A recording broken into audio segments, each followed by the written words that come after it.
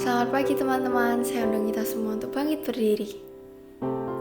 Pertolongan kita dalam ibadah ini adalah dalam nama Tuhan yang menciptakan langit dan bumi, kasih karunia dan damai sejahtera dari Allah Bapa kita dan dari Tuhan Yesus Kristus menyertai kita sekalian. Amin. Saya undang kita semua untuk duduk kembali. Mari kita sama-sama memulai ibadah hari ini dengan mengatakan bahwa kita akan selalu bersama-sama dengan Tuhan.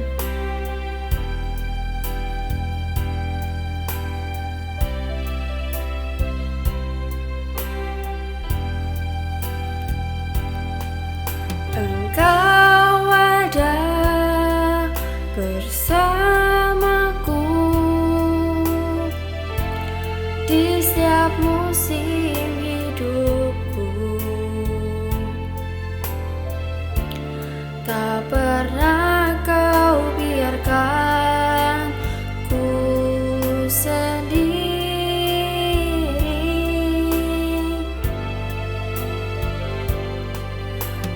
Kekuatan di jiwaku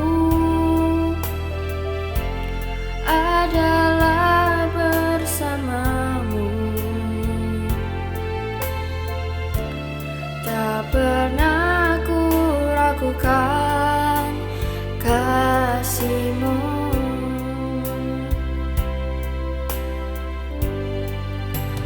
Bersamamu Bapa, ku lewati semua perkenanan-Mu yang teguhkan hatiku. Engkau yang bertindak,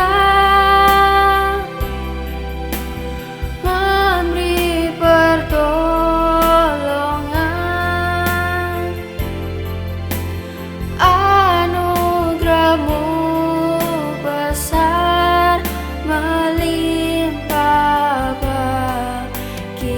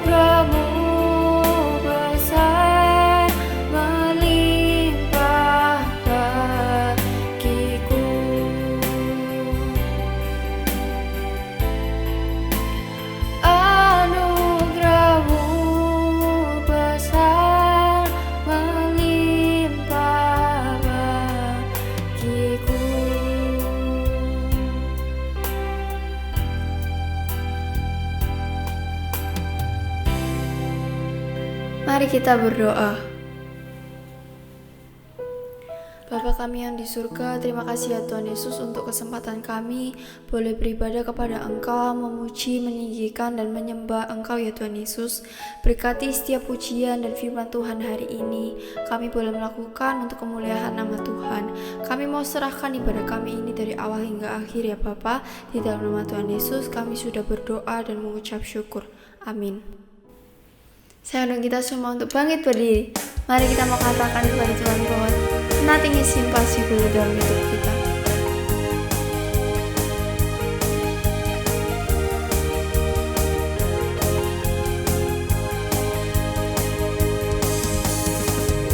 I'm not gonna live by what I see. I'm not gonna live by what I feel. Deep down I know that you're here with me. I know that you can do anything. Through you I can do anything. I can do all things. For it's you who give me strength. Nothing is impossible. Through you blind eyes are open. Strongholds are broken. I am living by faith. Nothing is impossible.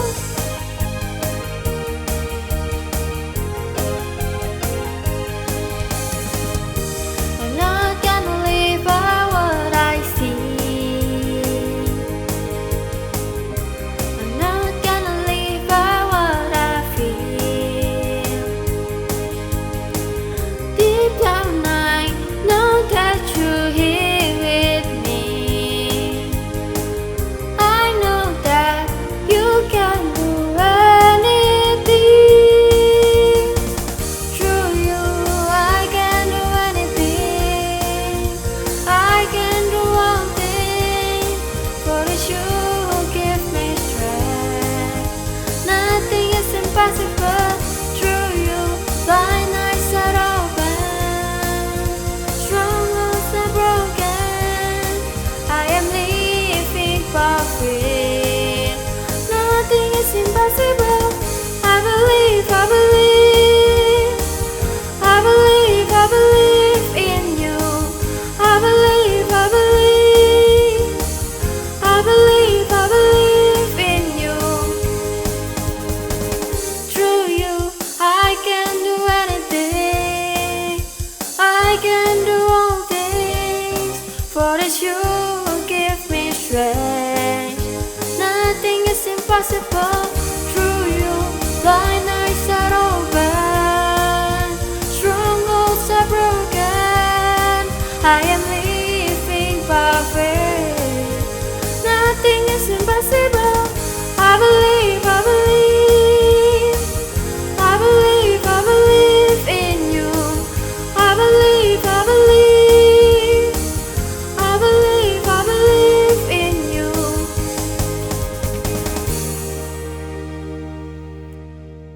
Masih tetap bangkit berdiri dan bersemangat, mari kita mau serukan nama Tuhan.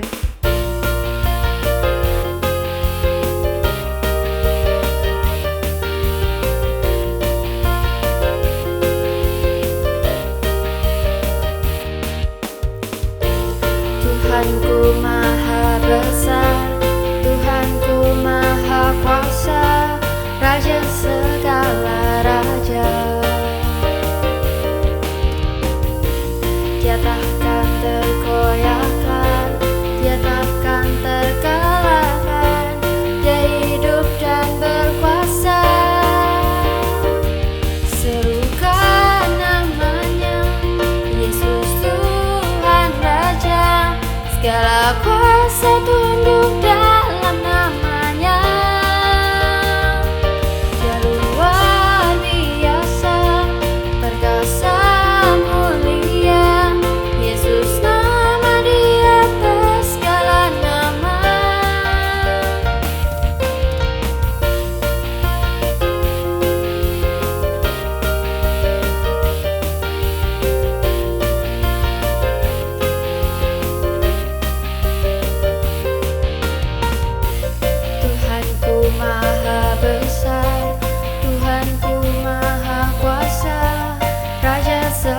Allah Raja. Dia takkan tergoyahkan, dia takkan terkalahkan. Dia hidup dan berkuasa. Serukan namanya, Yesus Tuhan Raja. Segala kuasa tunduk dalam namanya. Dia luar biasa, perkasa, mulia. Yesus nama di atas segala nama. Serukan namanya, Yesus Tuhan Raja. Segala kuasa tunduk dalam namanya. Dia luar biasa, perkasa, mulia.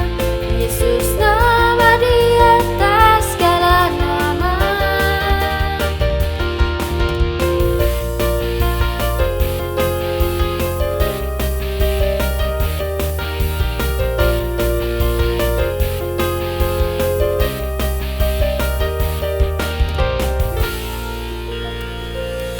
Saya undang kita semua untuk duduk kembali. Mari kita sama-sama mempersiapkan hati kita untuk mendengarkan firman Tuhan hari ini. Dan kita mau mengatakan bahwa kita mau hatinya disentuh oleh Tuhan.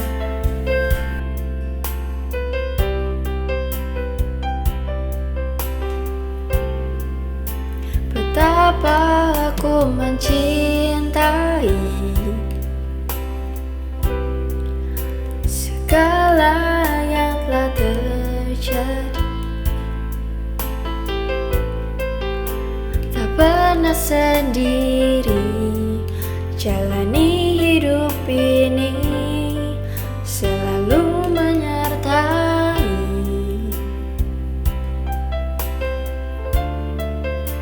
Betapa aku menyadari di dalam hidupku ini,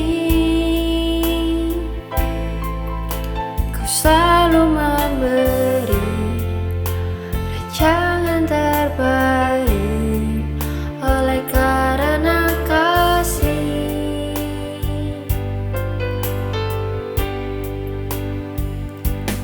Bapa, sentuh hatiku, ubah hidupku menjadi yang baru, bagai emas yang murni. Kau membentuk bejana hatiku. Bapa, ajarku mengerti sebuah kasih yang selalu memberi.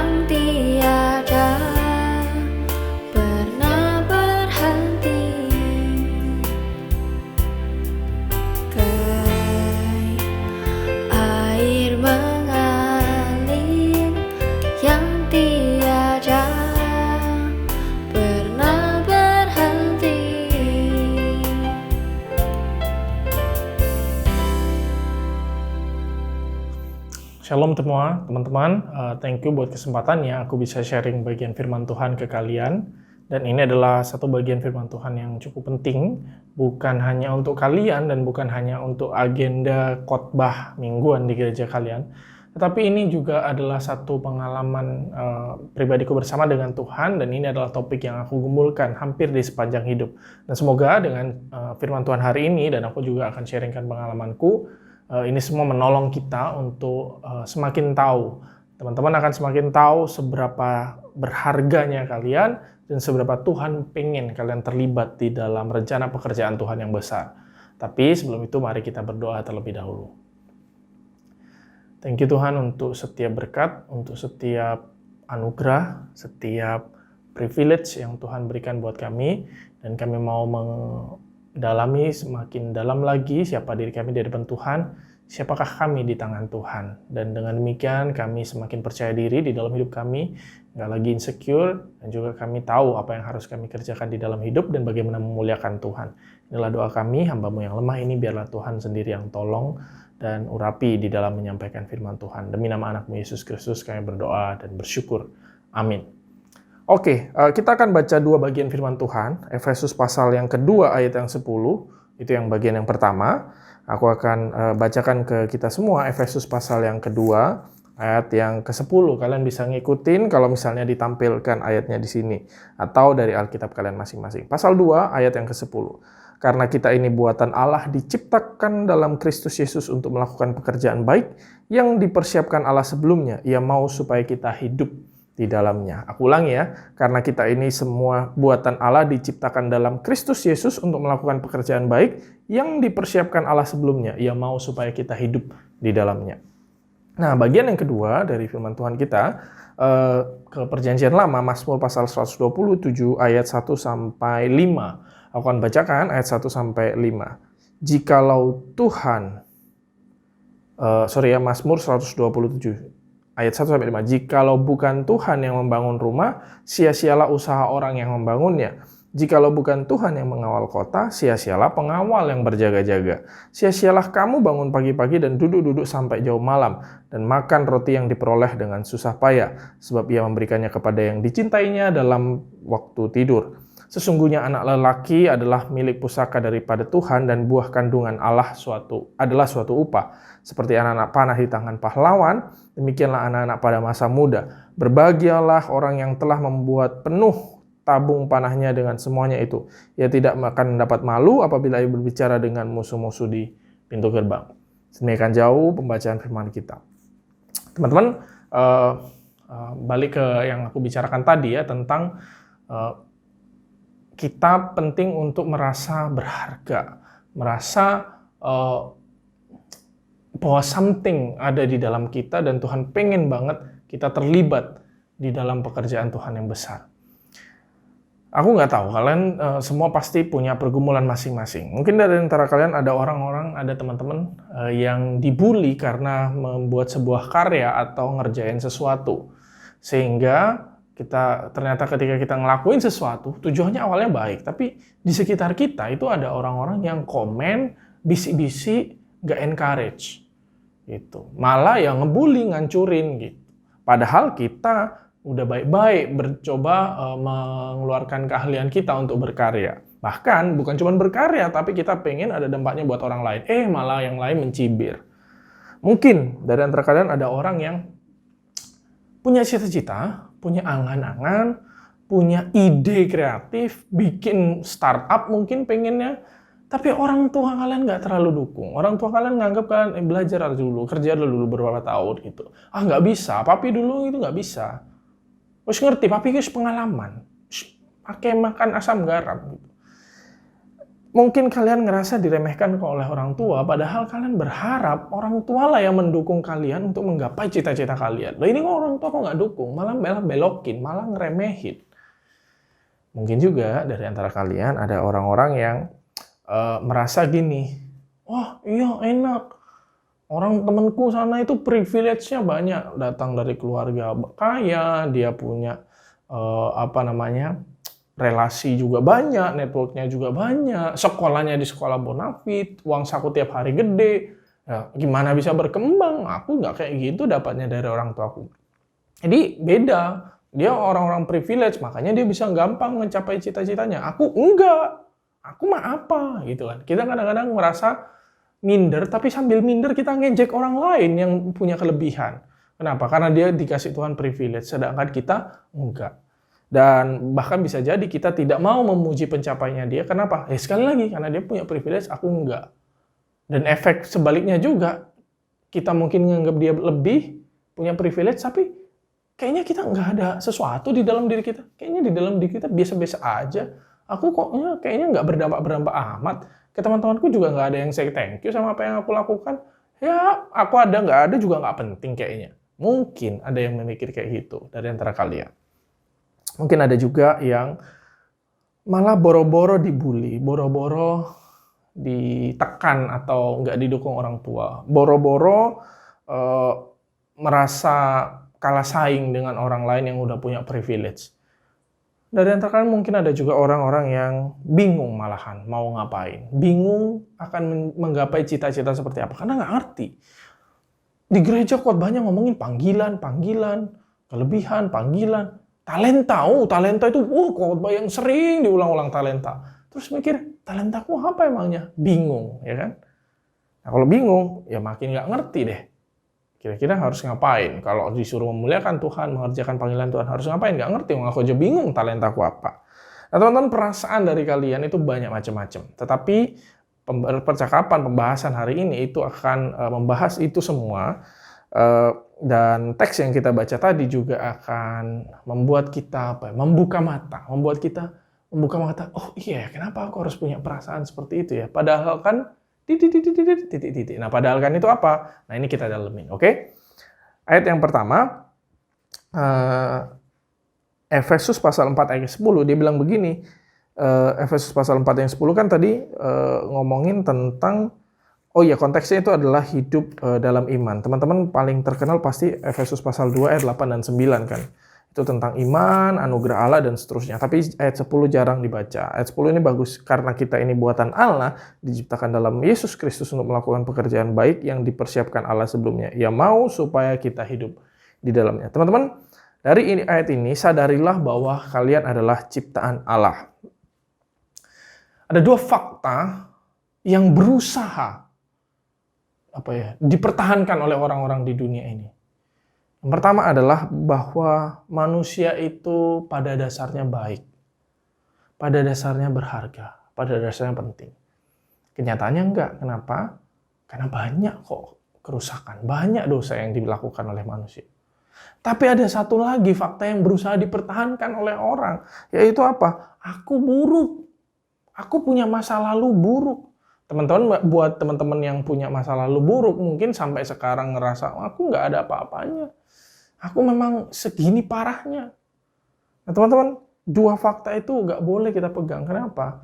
Yang satu ekstrim akan membuat kita sangat-sangat angkuh, sangat-sangat blind spot dengan dosa-dosa kita. Yang satu membuat kita justru semakin terpuruk, merendahkan diri sampai-sampai kita lupa bahwa kita adalah ciptaan Allah yang dipersiapkan untuk mengerjakan perbuatan baik. Teman-teman bukan buruk. Teman-teman juga bukan berharga pada dasarnya. Enggak, we are sinners. Kita buruk, tetapi kita dilayakkan, diciptakan Tuhan untuk menjadi berharga di dalam Kristus. Maka teman-teman buat yang enggak merasa berharga, mungkin mata kita tertuju pada barang-barang, pada rekening, pada jumlah followers. Tapi coba teman-teman matanya tertuju pada Kristus. Dan lihatlah dia sebagai sebuah pribadi yang begitu penting, begitu karakternya unik, begitu taat, begitu setia mengerjakan pekerjaan Tuhan, begitu jadi berkat buat orang banyak. Dan kita itu diproses Tuhan menuju ke sana. Seberharga itu kita. Teman-teman, ayat itu juga bilang kita ini dipersiapkan untuk mengerjakan pekerjaan baik. Maka teman-teman, kalau kita dipersiapkan untuk mengerjakan pekerjaan baik, jangan pernah menyerah hanya karena pengalaman buruk. Jangan pernah mengalah hanya karena pernah jatuh. Teman-teman, jatuh itu belum tentu hancur. patah itu belum tentu benar-benar remuk. Kalau teman-teman jatuh, teman-teman gagal, teman-teman mengalami masa-masa pahit, ingatlah bahwa someday teman-teman akan tahu kenapa Tuhan mengizinkan kita mengalami masa-masa itu. Satu kali aku ada dalam fase tidak punya uang, sangat-sangat tidak punya uang, dan aku pengen bisnis online dengan cara ngebikin blog yang banyak, beberapa blog ya, website blog gitu kan. Dan aku belajar caranya search engine optimization waktu itu, sampai kerja di warnet supaya durasi onlineku lebih banyak. Ingat teman-teman, 10 tahunan yang lalu internet nggak seperti sekarang dan semua orang akan akses lebih gampang dari handphone. Kalau dulu kan nggak komputer. Dan aku buat blog supaya pengunjungnya banyak yang datang, lalu ada iklan-iklan di situ kan, seperti AdSense Google. Nah itu dulu AdSense-nya blog dan orang akan bayar gitu. Nah, aku juga melakukan itu. Tahu nggak apa yang aku lakukan? Pokoknya pikiranku duit, pikiranku adalah bertahan hidup. Yang aku lakukan adalah pelajari semua tekniknya, algoritmanya, supaya aku bisa cari uang. Yang aku lakukan adalah bikin artikel-artikel atau postingan-postingan di blogku itu yang sangat-sangat rame, yang sangat-sangat disukain orang. Maaf kalau aku sharing di sini, itu tentang apa? Tentang togel, judi, tentang pornografi. Jadi aku bukan pengkonsumsi porno, malah pemproduksi situs-situs porno. Tapi, nah ini memang agak bercandaan. Waktu itu gak ada sama sekali video pornonya. Tetapi yang aku lakukan adalah mencoba menggait massa supaya dengan kata kunci yang porno itu bisa datang ke websiteku, padahal di websiteku gak ada isinya. Pikiranku cuman cari uang. Dan semua kata kunci aku buat supaya apa? Websitenya itu rame, gak peduli jadi berkat atau enggak, nggak peduli ini merusak orang atau enggak, yang penting banyak traffic dan aku dapat uang. Ada satu masa di mana aku agak-agak menyesali kenapa aku kok sampai melakukan seperti itu. Dengan keahlianku, kenapa kok aku mencurangi banget sampai kayak gitu, karena pengen dapat uang. Tapi lama-kelamaan Tuhan membukakan mataku. Tuhan memberikan kepercayaan kepada aku untuk berkarya di bidang penulisan, termasuk menulis nasihat khotbah yang teman-teman sekarang dengerin.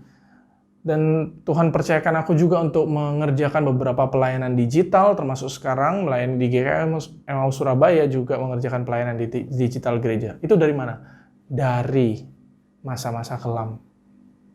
Jadi jangan pernah mengalah karena masa kelam. Jangan pernah menyesal sampai teman-teman terpuruk lewat kepahitan, lewat pengkhianatan, lewat kekecewaan, lewat kejatuhan.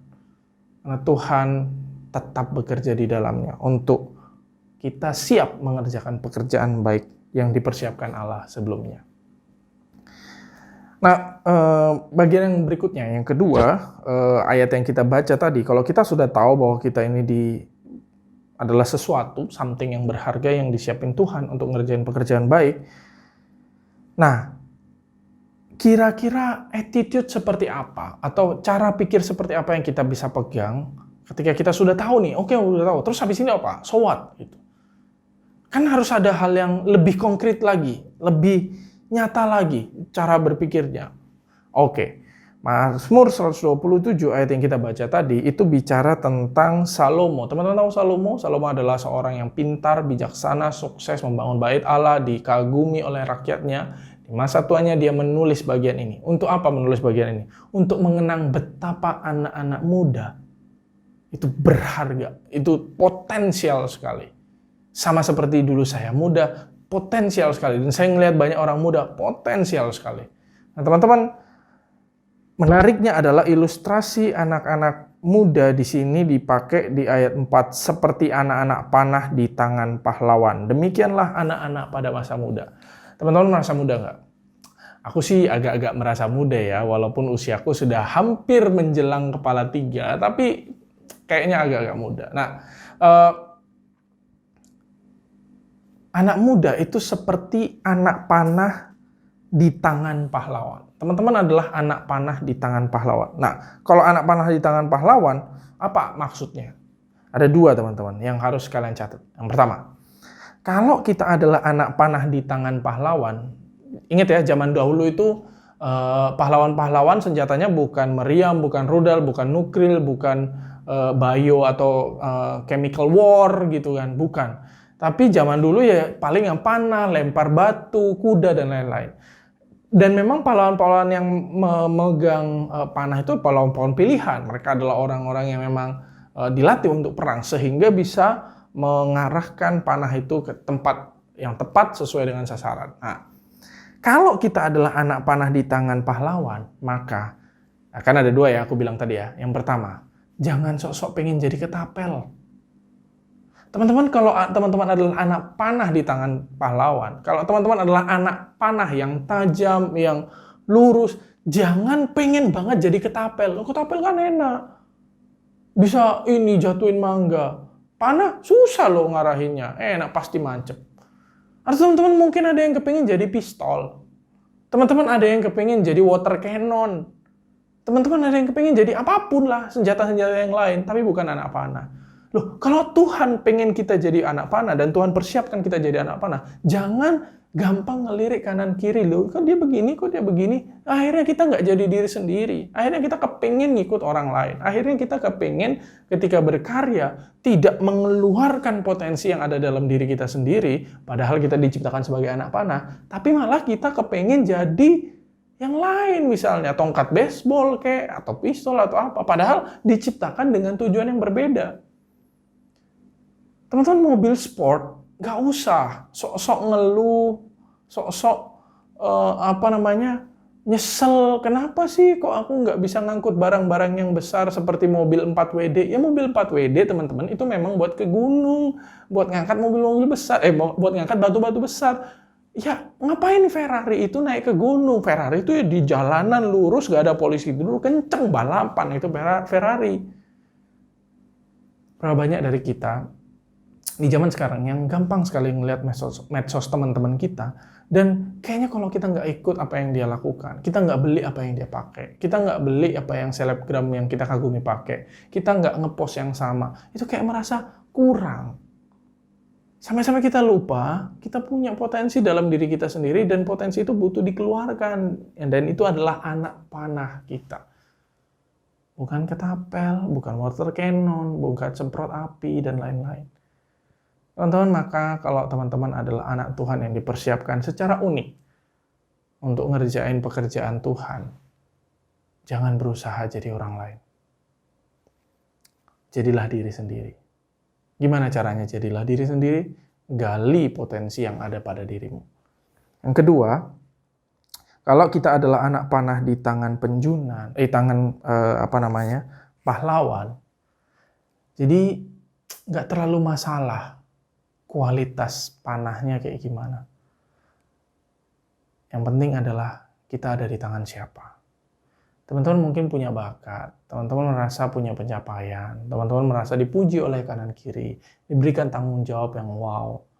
Dibandingkan dengan saudara, terus kata mama papa, kamu lebih baik daripada saudaramu yang sana. Tapi kalau teman-teman tidak di tangan Tuhan, it will be gone. It will be gone. Sia-sia. Kalau teman-teman masih merasa minder, masih merasa bukan siapa-siapa, masih merasa aku ini nggak punya bakat apa-apa, dikasih tanggung jawab ini itu loh gagal, salah. Padahal teman-temanku di gereja juga berusaha ngasih aku kerjaan yang ringan, tapi gagal. Itu mungkin teman-teman merasa, yang lain loh, itu loh disuruh-suruh terus. Berarti kan dia memang punya potensi. Kalau aku enggak, aku loh nggak pernah dilirik, aku ini siapa? Teman-teman kalau merasa minder kayak gitu, teman-teman lupa bahwa yang penting itu bukan teman-teman itu punya banyak bakat, punya kehebatan, atau apa bisa berkarya ini itu. Enggak, teman-teman ada di tangan siapa, itu yang penting. Maka kalau misalnya kita bergumul, tanya sama Tuhan, Tuhan, aku tahu dunia ini penuh masalah. Aku tahu dunia ini lagi sakit. Aku tahu banyak orang menderita di sana. Banyak orang yang kekurangan makan. Aku tahu banyak orang yang jiwa-jiwanya menjerit, yang mentalnya sangat-sangat terganggu, tapi orang lain tidak bisa mengerti. Ini dunia ini kan masalahnya banyak, Tuhan. Kira-kira aku harus ngapain ya? Ketika teman-teman doa kira-kira harus ngapain, pertama-tama yang harus dilakukan bukanlah cuman nyari bakat, bukan cuman ngembangin diri, bukan cuman, oh aku tahu aku bisanya apa, aku garap. Enggak, first thing to do, serahkan diri sama Tuhan. Tuhan, aku anak panah, or whatever lah, senjata apapun. Tapi aku mau yang megang aku adalah orang yang benar-benar ahli. Orang yang benar-benar ngerti bagaimana cara memegang aku. Dan ngerti bagaimana mengasah aku supaya lebih tajam. Dan ngerti bagaimana mengarahkan aku supaya tepat. Dan aku gak mau Tuhan, hidupku sia-sia. Aku gak mau aku mencari kesenanganku sendiri dan akhirnya vanity, kesia-siaan. Aku mau Tuhan pegang aku baik-baik, bentuk aku supaya jadi berkat buat orang di sekitarku, buat orang yang menjerit, yang butuh kasih Tuhan, dan tiba-tiba akulah orang itu yang disiapkan Tuhan untuk jadi berkat buat dia. Teman-teman, satu kali aku punya pengalaman. SD itu biasalah ya, jalan-jalan ke tempat karnival. Di Surabaya kalau nggak salah dulu ada namanya Sukarni, Surabaya Karnival. Terus ini kan sama teman-teman main, terus ada lempar kaleng. Jadi dilempar pakai baseball gitu, langsung shot gitu kan ya. Nah, kalau kalengnya semua jatuh, bisa dapat boneka dan lain-lain. Nah, aku mencoba melakukan itu. Pakai ada bola baseball warna kuning. Pada waktu aku mencoba melakukan, mungkin aku nggak terlalu bisa, tapi aku lagi coba-coba aja. Kan kalau misalnya nggak dicoba nggak bisa. Nah, aku coba. Di tengah-tengah aku coba itu, ada cewek yang aku suka. Nah, biasa kan, ya kan? Kalau misalnya ada cewek yang kita suka, kita akan, kayak berasa jadi orang yang ganteng. Ngambil bola aja gini.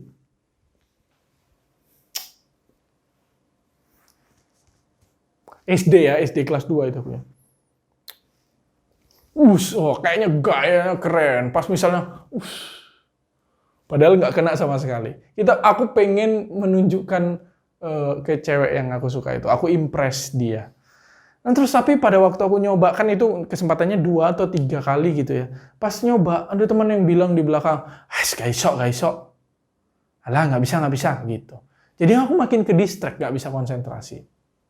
Nah, teman-teman, bukankah seperti itu sebenarnya kita sekarang? Ketika kita menjalani hidup kita dan mencoba memberikan diri kita untuk dipakai Tuhan.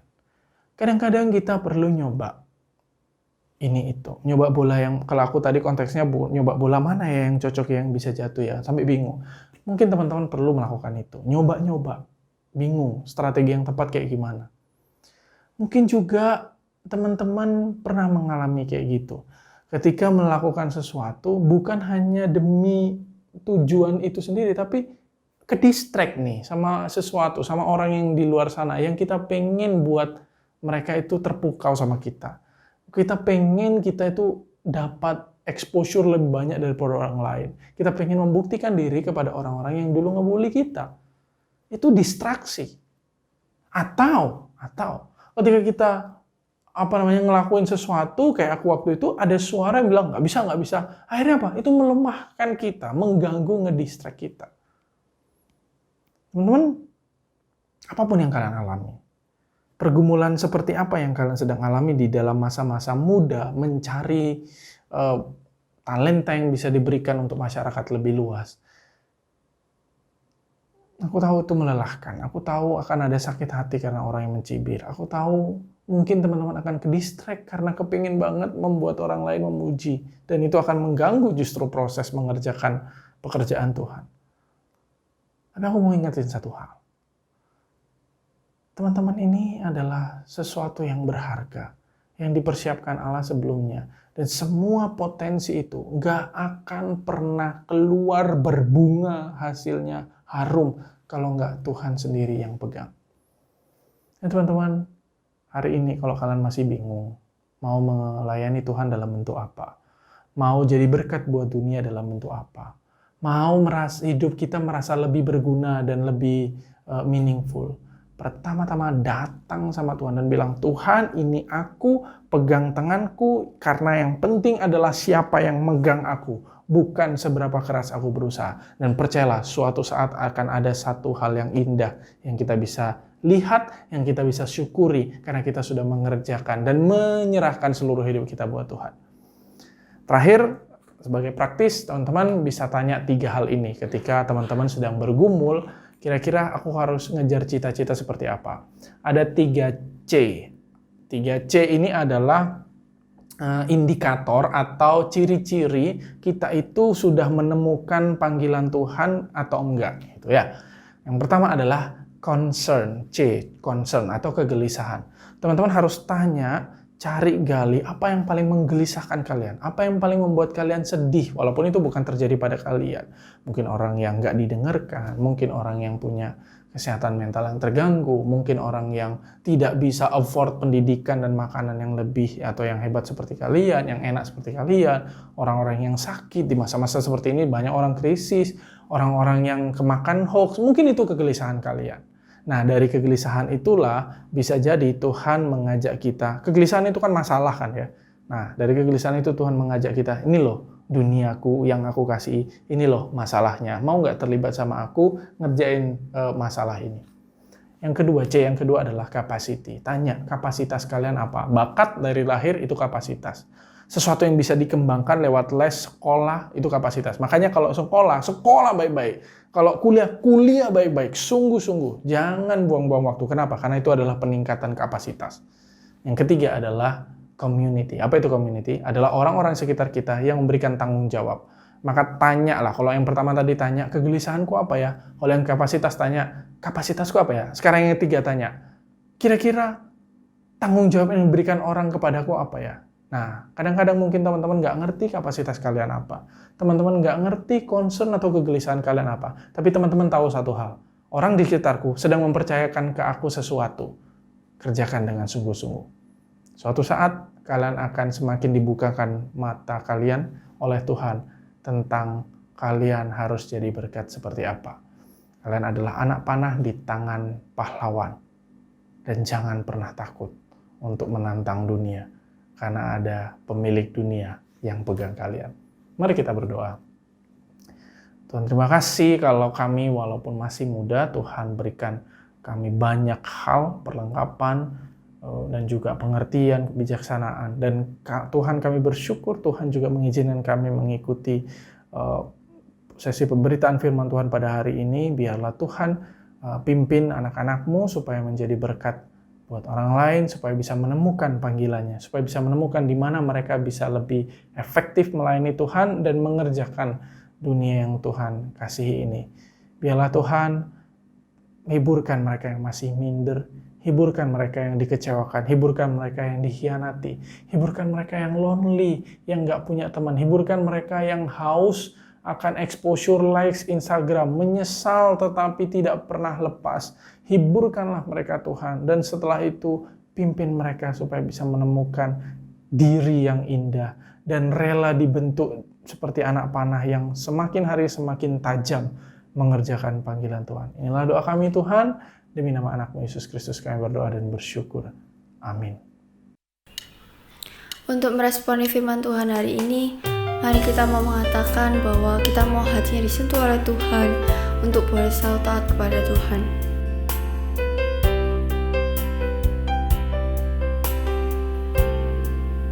Betapa aku mencintai segala terjadi, tak pernah sendiri jalani hidup ini, selalu menyertai.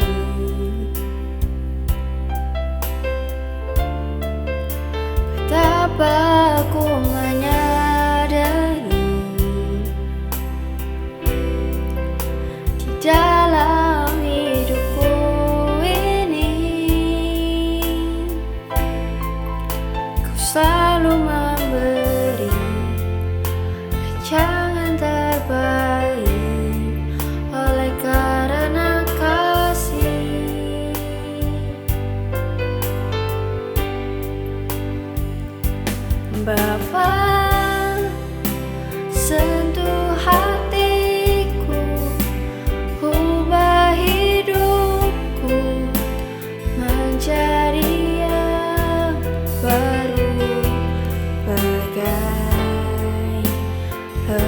Hamas yang murni, Kau membentuk bejana hatiku.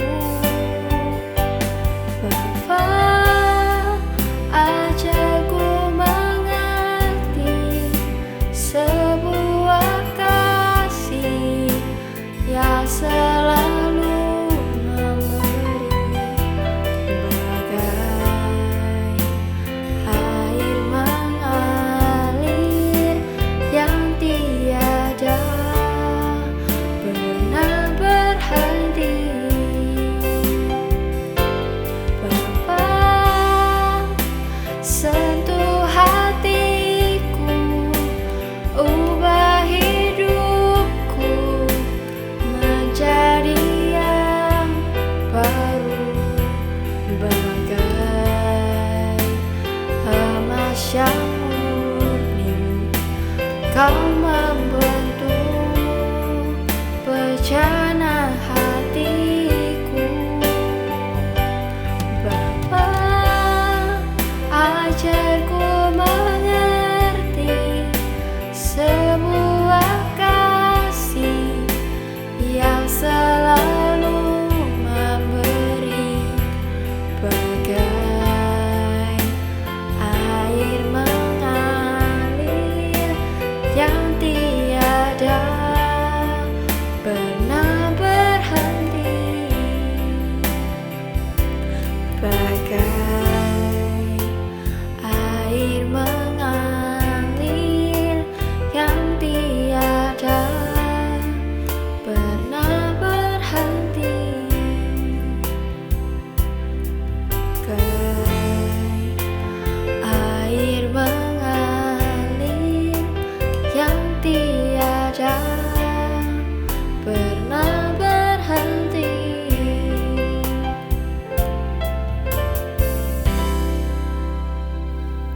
Mari kita berdoa.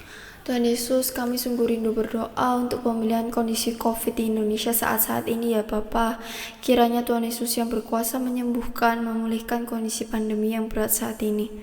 Tuhan Yesus, tolonglah setiap kami ya Bapa, untuk yang terus berjuang untuk sehat, yang harus berjuang untuk sembuh, untuk kami yang sakit.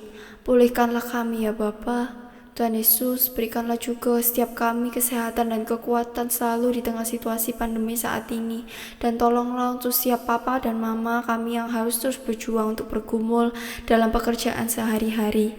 Berkati papa mama kami dengan kesehatan dan kekuatan serta berkat melimpah ya Tuhan. Kami juga ingin berdoa untuk pertumbuhan kerohanian dari anak-anak remaja Eklesia. Kiranya makin hari kami boleh terus semakin setia dan taat kepada Tuhan Yesus. Ampunilah segala kesalahan kami ya Bapa. Inilah doa kami, semua yang kami panjatkan dalam nama satu Tuhan Yesus Kristus kami sudah berdoa. Amin. Teman-teman disilakan untuk bangkit berdiri.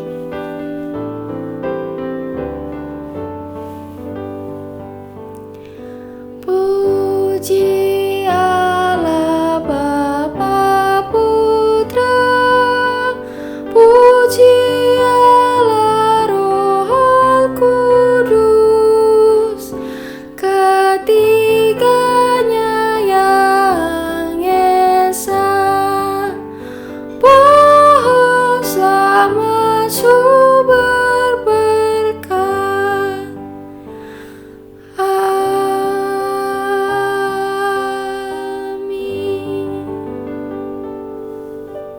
Mari semua yang dikasihi Tuhan, lanjutkan perjalanan hidupmu, maju terus, tantang dunia ini, temukan potensi terbesar dalam dirimu, tetapi jangan lupa, serahkanlah dirimu kepada Sang Pemegang Panah itu, yang paling ahli, yang paling mengerti siapa kamu, dan yang paling mengerti dunia ini seperti apa. Karena di tangannya Dia justru apa yang menjadi cita-citamu, apa yang menjadi mimpimu, apa yang menjadi keinginanmu untuk jadi berkat buat orang lain, untuk jadi lebih meaningful dan berguna, itu akan semakin terwujud. Karena Tuhan yang memimpin, bukan kekuatan kamu. Karena itu sekarang kembali lanjutkan hidupmu dan terimalah berkat Tuhan sebagaimana Dia pernah menyampaikan. Tuhan memberkati kita dan melindungi kita. Tuhan menyinari kita dengan wajah-Nya dan memberi kita kasih karunia. Tuhan menghadapkan wajah-Nya kepada kita dan memberi kita damai sejahtera. Amin. Bapa, terima kasih.